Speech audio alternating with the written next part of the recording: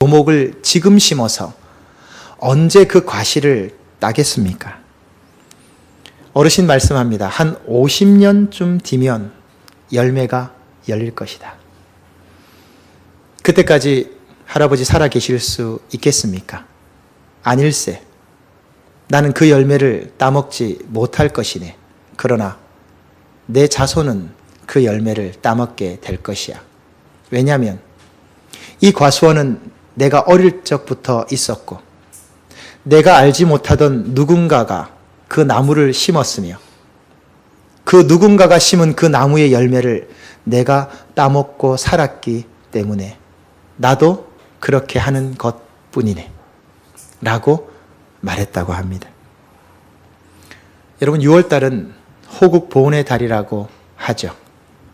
나라를 위해서 생명을 희생한 많은 분들 계십니다. 특별히 우리는 그분들을 다 알지 못합니다. 우리는 잘 알지도 못하는 그분들의 희생과 헌신 위에 대한민국이라는 나라가 세워지고 지금 저와 여러분의 삶을 영위해 나간다고 생각한다면 지금 우리의 삶은 우리의 것만이 아닌 거죠.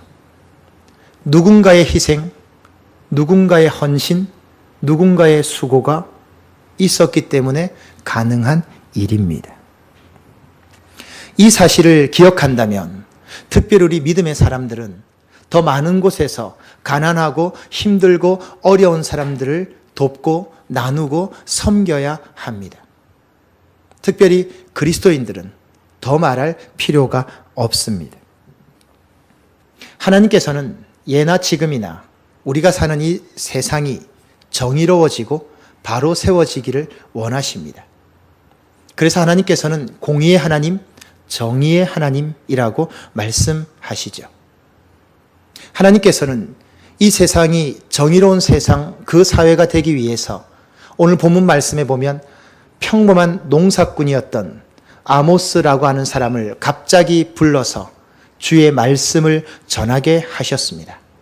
왜냐하면 당시 사회도 오늘날과 같이 부조리가 많았고 비리가 많았고 많은 연약하고 힘없는 사람들이 억압받고 탄압받고 고통당하고 있었기 때문입니다. 그래서 아모스서는 전체적으로 심판과 교훈과 징계에 대한 말씀이 많을 수밖에 없는 것이죠. 나라와 민족을 생각하는 6월 호국의 보훈의 달을 맞이하면서 특별히 우리 그리스도인들에게 주어진 책무는 정의로운 세상 만드는 데 있는 것입니다. 하나님께서 오늘 말씀을 통해서 우리에게 정의로운 세상이 되기 위해서 어떠한 것이 있어야 할까라고 우리에게 말씀하십니다. 정의롭고 바른 세상을 위해서 그리스도인들이 갖춰야 될 자세가 무엇일까요? 하나님께서는 오늘 말씀에 먼저 말씀을 앞세우는 삶이 되어야 한다라고 말씀하십니다.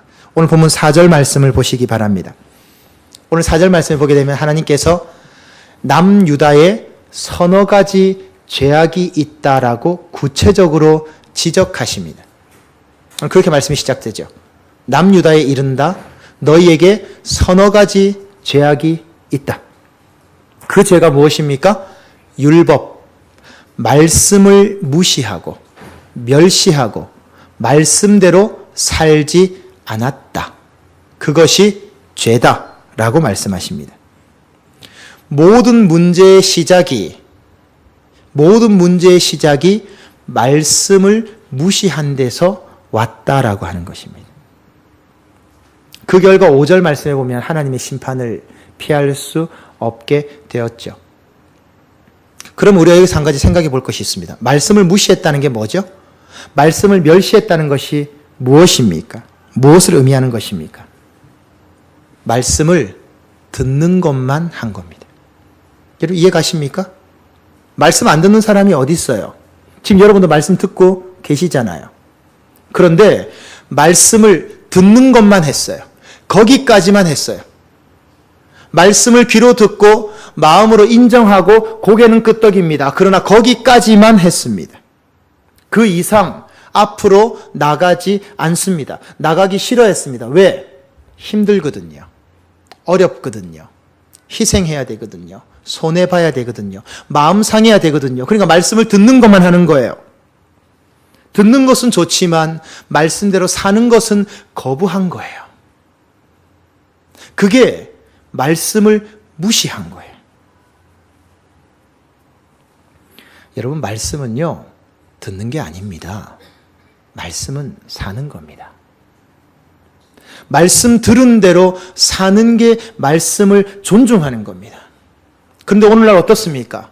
듣는 건 잘하죠. 공감도 잘하죠. 그러나 사실은 거기까지만 합니다. 아무런 하나님의 역사가 나타나지 않는 거죠. 사는 게 힘드니까요. 말씀대로 사는 게 힘드니까 듣는 것만 하는 거예요. 그리고 자기 위로만 하는 거예요. 나 오늘 예배 드렸어. 나 오늘 말씀 들었어. 나 오늘 기도했어. 근데 여러분, 한 가지 분명히 해둘 것이 있습니다. 기도하는 것과 기도를 누리는 것은 다르고요. 말씀을 듣는 것과 말씀대로 사는 것은 다르고요.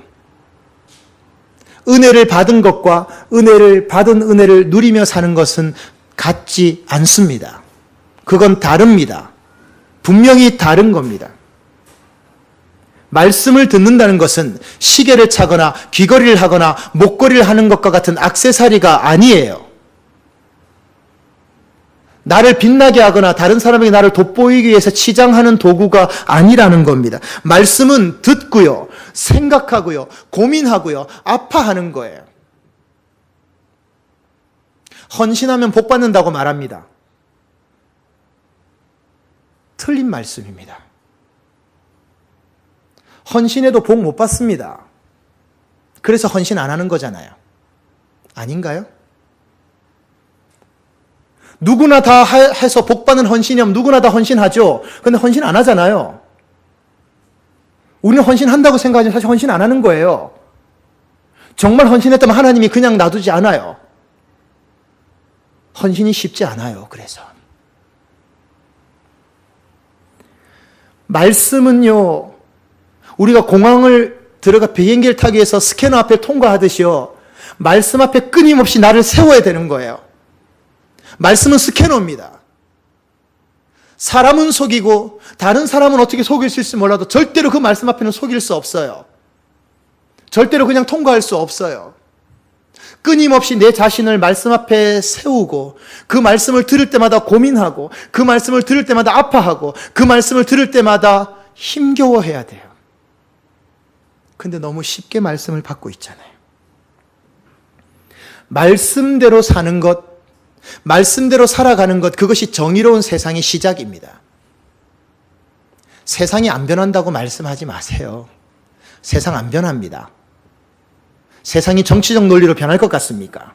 경제적 논리로 변할 것 같습니까? 죄송하지만 변하지 않습니다. 산업혁명 이후에 세상은 한 번도 변하지 않았습니다.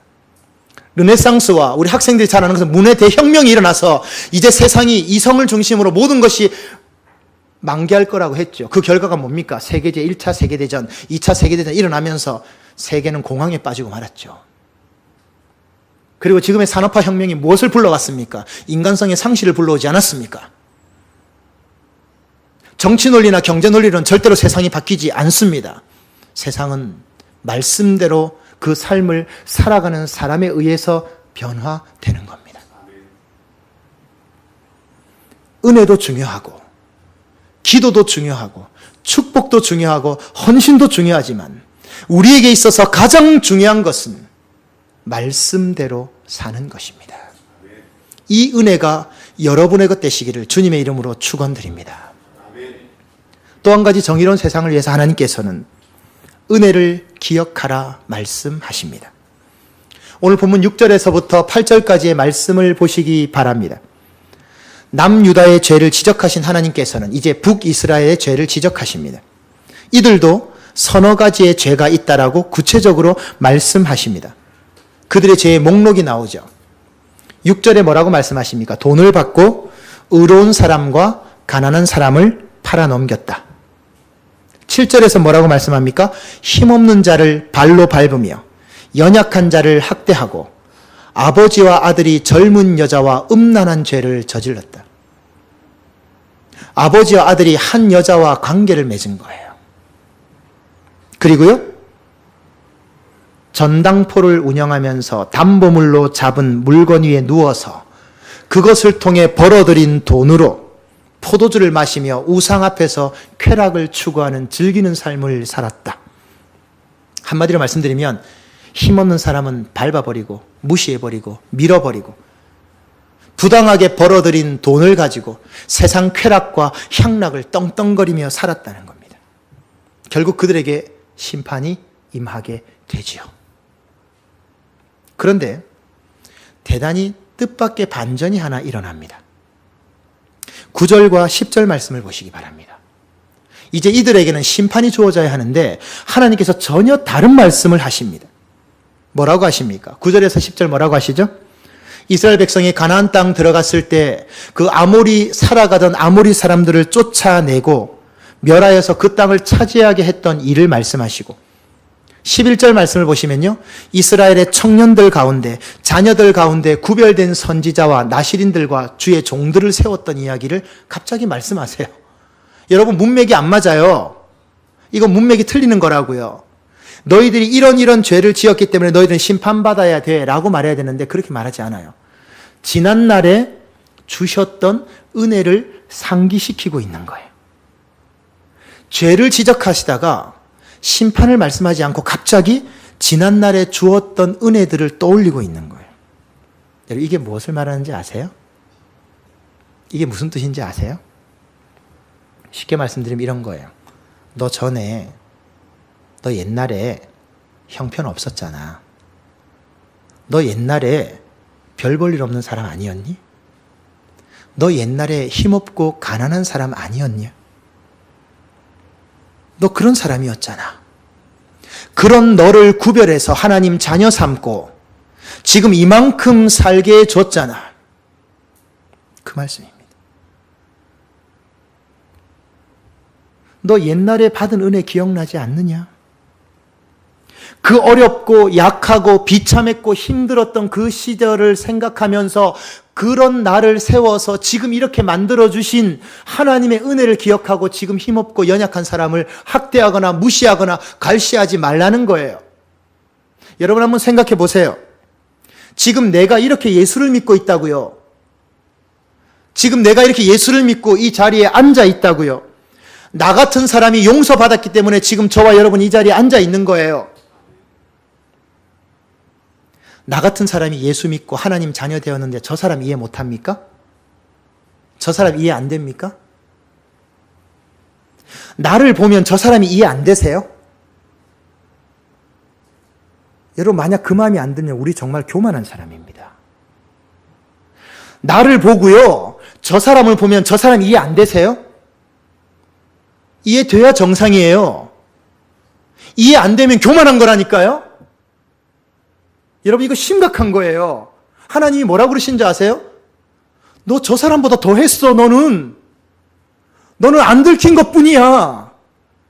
너는 저 사람보다 더 심했던 사람이야. 여러분 참 부끄러운 고백인데요. 만약 주께서 저의 죄악을 감추어 주지 아니하시고 다 까발려서 드러냈으면 저는 목사가 될 수 없어요. 솔직히 말씀드리면 저는 이 자리에 있을 수 없는 사람이라고요. 정말이에요. 정말 그래요. 다 까발렸으면 아무것도 할 수 없어요. 다른 사람 보지 말고요. 나를 보고 저 사람을 보시라고요. 내가 어떤 사람인가. 오늘 주님이 그 말씀 하시는 거예요.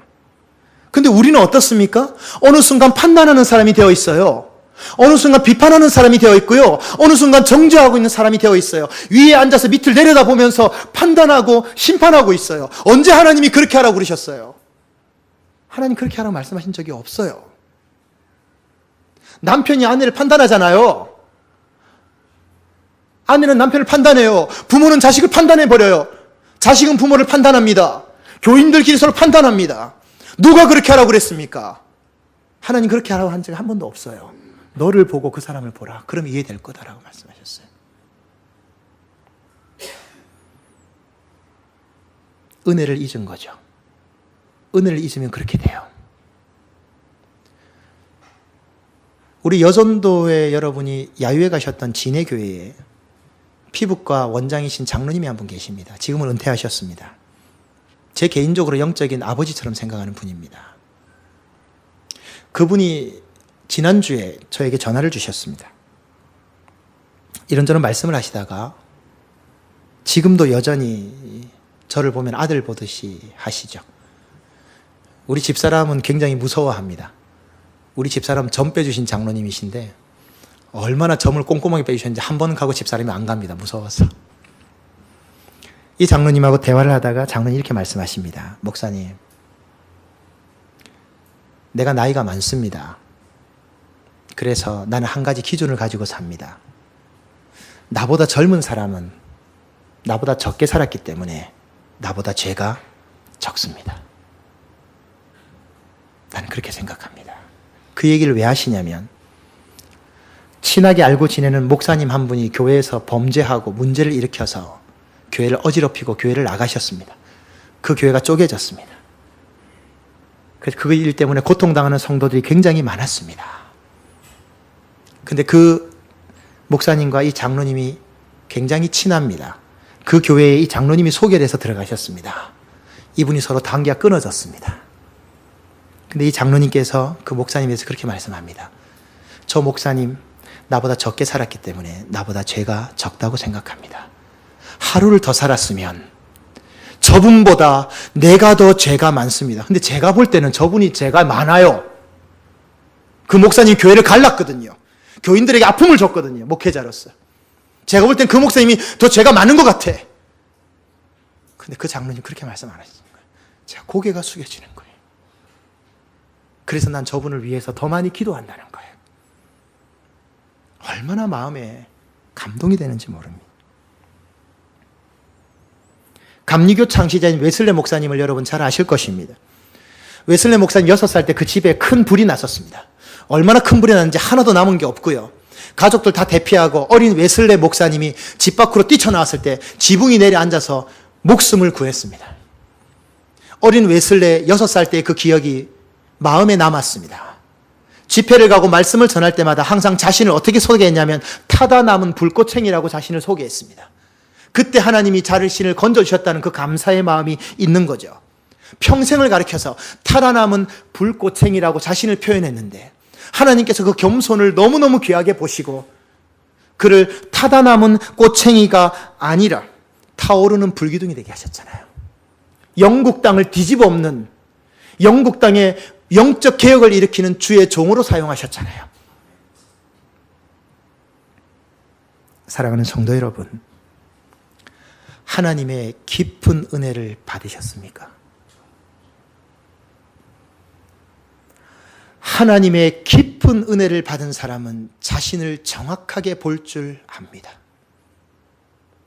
하나님의 깊은 은혜를 받은 사람은 자신을 속이지 않습니다. 하나님의 깊은 은혜를 받은 사람은 자신을 정당화하거나 합리화하지도 않습니다. 하나님의 깊은 은혜를 받은 사람은 자신을 내세우지도 않습니다. 내가 어떤 사람인지 알기 때문입니다. 그래서 은혜는 겸손입니다. 그 겸손으로 내가 미워하는 그 사람을 봅니다. 내가 싫어하는 그 일을 봅니다. 내가 힘들어하는 그 문제를 봅니다. 그 눈으로 세상을 봅니다. 그러면 그 세상이 정의로워질 수 있습니다. 여러분께 여쭈어 봅니다. 여러분 받은 은혜는 깊은 은혜입니까? 아니면 여러분 받은 은혜는 싸구려 은혜는 아닙니까? 깊은 은혜는 마음에 남습니다. 가슴에 남아 있습니다. 그러나 싸구려 은혜는 머리에 남습니다. 그래서 판단이 남고 계산이 남습니다. 이것이 깊은 은혜와 값싼 은혜의 차이입니다. 여러분 어디에 은혜가 있습니까? 깊이 생각해야 합니다. 마지막으로 정의로운 세상을 위해서 하나님께서는 나누는 삶이 있어야 한다라고 말씀합니다. 오늘 본문 12절의 말씀을 보시기 바랍니다. 하나님께서는 은혜로 가나안 땅을 주셨고 귀한 축복을 주셨는데 이스라엘 사람들은 전혀 다른 행동을 보였습니다. 그들은 어떤 행동을 보였습니까? 12절 말씀에 보면 나시린에게 포도주를 마시게 했고 선지자들에게는 말씀을 전하지 마라, 예언하지 말라고 위협했습니다. 여러분, 나시린이 누구입니까? 나시린은 하나님 앞에 성결된 사람입니다.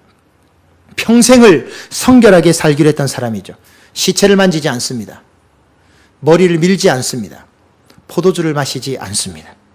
이 세 가지를 평생 지키기로 서원한 주의 종이 나시린입니다. 그런데 이 나시린에게 포도주를 마셔서 취하게 해서 범죄하게 만들었습니다.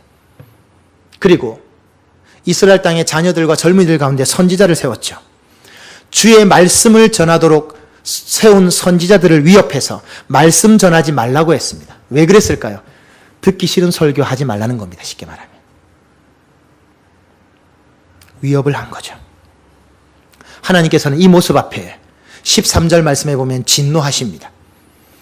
어느 정도 진노를 하셨냐면 수레가 흙을 누름같이 완전히 눌러서 심판해버리겠다고 말씀하셨고 14절과 15절에 보면 그 어떤 사람도 그 심판을 피할 수 없을 것이라고 말씀하셨습니다. 여러분, 이것은 무엇을 말씀하는지 아십니까? 당시에 힘 있는 권력자들에 의해서, 몇몇 권력자들에 의해서 사회가 일방적으로 한쪽으로 끌려가던 사회적 현실을 지적하신 말씀입니다. 여러분, 이 시대와 지금의 사회를 한번 보십시오. 크게 다르지 않습니다. 여러분, 우리 사회는 어떻습니까? 지금 우리 사회를 한번 보십시오. 균형 잡혀 있습니까? 공정한 부의 분배가 일어나고 있습니까? 경제적 정의가 실천되고 있습니까? 일한 사람들이 그에 합당한 보수를 받고 있습니까? 아닌 것 같은데요. 우리 청년 대학생들이 여기 지금 앉아 있습니다만 저 세대를 가서 88세대라고 합니다. 88세대라고 합니다. 왠지 아십니까? 한 달 일해서 최저 받는 게 88만 원입니다. 그 어느 때보다 우리 사회는 지금 양극화 현상이 가장 심한 나라가 되고 말았습니다. OECD 통계 수치상 양극화가 가장 심한 나라가 우리나라입니다. 가진 사람에게 모든 것이 집중되고 있죠. 모든 것이 집중되어 있다 보니까 반대로 가지지 못한 사람들은 극단적 상황에 내몰리고 있는 것이 지금 우리 사회의 현실입니다. 나 권사님 아까 기도하셨습니다만 정말로 불합리한 일들이, 너무 가슴 아픈 일들이, 청년 세대의 아픈 일들이 곳곳에서 계속해서 일어나고 있습니다. 한쪽에서는 부와 권력이 대물림되고요. 한쪽에서는 질병과 가난이 계속 대물림되고 있습니다. 이것이 우리 사회의 현실입니다. 암이 무엇인지 아십니까? 암은요, 암세포, 하나의 세포가 계속 커져서 생기는 병입니다. 그 세포 하나가 계속 커져서 다른 세포를 다 죽여버리는 게 암입니다. 그래서 그 하나에게 독점되고 하나의 커진 세포 하나가 그 몸 전체를 다 죽여버리는 게 암입니다. 이것은 무엇을 말씀하는 것입니까? 무엇이든지 한쪽 방향으로 쏠리거나 한쪽으로 집중되는 것은 건강한 모습이 아니라는 것입니다. 특정 기업, 특정 인물, 특정 교회까지도 한쪽으로 쏠리는 것은 하나님께서 기뻐하지 않습니다. 어떤 경우든지 바람직하지 않습니다. 그런 의미에서 빨라지고 대형화되고 편해지는 것이 항상 정당한 것은 아닙니다. 때때로는 느린 것이 의미가 있고 때때로는 작은 것이 의미가 있습니다. 왜냐하면 대형화되다 보면 반드시 거기에 뭐가 나옵니까? 관리가 나옵니다. 관리가 나옵니다. 관리가. 그러면 사람의 개개인에 대한 관리보다는요, 전체에 대한 것을 생각하게 되고 사람이 중요한 것보다 매출이 중요하게 되는 거죠. 그것 앞에 인간성이 희생되고 인간성이 훼손되는 일이 벌어지는 겁니다. 때로는 작은 것, 느린 것, 불편한 것이 필요합니다. 나누어야 하고요. 기회를 제공해야 되고요. 각 상황과 형편에 따라 골고루 분배되어야 되고 균형이 맞춰져야 합니다. 그것이 이 땅의 그리스도인들이 품어야 되는 마땅한 생각입니다. 지금 내가 나눌 수 있는 것이 무엇입니까, 여러분? 세상을 변화시키려 하지 마세요. 세상이 타락했다. 사람들이 다 이기적이다. 그렇게 말할 필요 없어요. 원래 그런 거예요. 지금 중요한 건 내가 어떤 삶을 사는가 하는 거예요. 나 하나라도 전체를 바꿀 수 없기 때문에 나 하나라도 더 정직하고 더 진실해야 돼요. 그것이 정의로운 세상을 만드는 또 다른 방법이에요. 저 사람 거짓이라고, 저 사람 비리가 있다고 말하지 마세요. 그건 그 사람의 몫이에요. 놔두세요. 나는 내가 지금 진실하고 정직하게 살아가면 돼요. 왜 자꾸 다른 사람의 비리를 지적하고 부족함을 지적합니까? 우리에겐 그런 권한이 없습니다. 지금 내 자신을 지키고 나를 살피며 나가면 되는 거예요. 우리는요, 혁명을 통해서 세상을 바꾸는 사람들이 아닙니다. 우리는 그리스도의 마음으로 세상을 변화시키는 사람들입니다. 그렇기 때문에 그리스도인들은 성공하거나 최고가 되는 것이 목적이 아닙니다. 그리스도인의 최고의 목적은 거기에 있는 것이 아니라 예수님과 더불어 살만한 세상을 만들어가는 게 목적입니다. 그것을 위해서 무엇이 있어야 되는지 아십니까? 나보다 저 사람이 행복해야 됩니다. 이해 가십니까?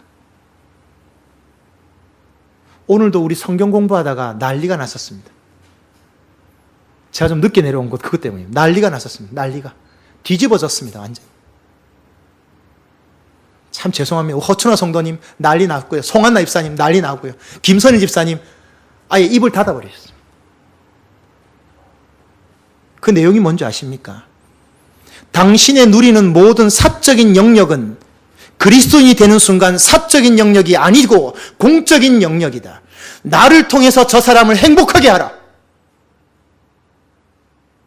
그냥 망치로요 다 부셔버렸어요. 다음 주에 다시 그 부분을 얘기를 또 하기로 하셨어요. 김선일 집사님은 예배 시간 다 됐는데도 송 집사님과 그 얘기한다고 내려오질 못하셨어요. 그분 표현대로 정면 충돌이 일어난 거예요. 내가 행복하면 저 사람이 행복하다고요? 아닙니다. 저 사람이 행복한 걸 보면 내가 행복한 거예요. 남편을 들들들 볶아가지고 부인이 행복한 게 아니라 남편이 행복해져서 그 행복감이 나에게 와야 행복한 거예요. 부인을 막 억압하고 박수가 나오는 건 처음 봤습니다. 오늘 설교 시간에 박수가 나온 건 처음. 네. 그러나 한쪽으로 가면 안 되죠. 부인을 괴롭혀서 남편이 편한 것은 그것도 행복 아닙니다. 그것도 행복 아닙니다. 최 집사님 박수 안 치십니까? 오늘 예배 마치고 집에 가셔서 집사님의 가정이 평안하시기를 축원드립니다. 네. 자식이 행복한 걸 보고 부모가 그 행복함에 만족해야죠. 부모의 행복을 위해서 자식을 막 갖다 누르면요, 그건 끝난 거예요. 그래서 전 두렵습니다. 저는 두려워요. 왜냐하면 이게 저에게도 해당되기 때문입니다. 굉장히 두렵습니다, 사실은. 지금 옆에 앉아있는 여러분의 교우들이 행복한 걸 봐야 내가 행복한 거예요. 저 사람이 아프면 내가 더 아파야 된다고요. 그게 그리스도의 마음이고요. 그게 정의로운 세상이에요. 근데 세상은 어떻죠?